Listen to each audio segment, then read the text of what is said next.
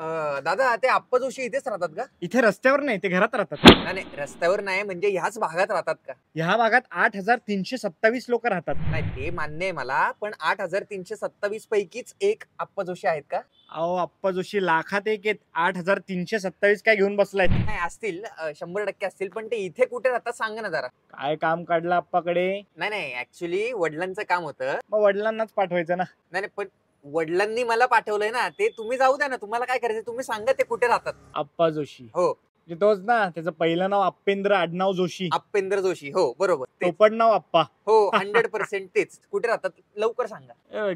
ती जी बिल्डिंग आहे ना, हा त्या बिल्डिंग मध्ये राहतात, ठीक आहे, थँक्यू. ती बिल्डिंग ह्या भागातली सगळ्यात जुनी इमारत.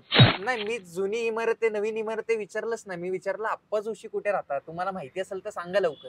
इथे इथे काहीच नाहीये ना. मग कशाला बोट दाखवताय, इथे राहतात का? तिकडे बघण्यात काय अर्थच नाहीये. तिकडे तू बघू पण नको. अहो तुम्हाला जर माहिती असेल तर सांगा, वेळ वाया नका घालवू माझा.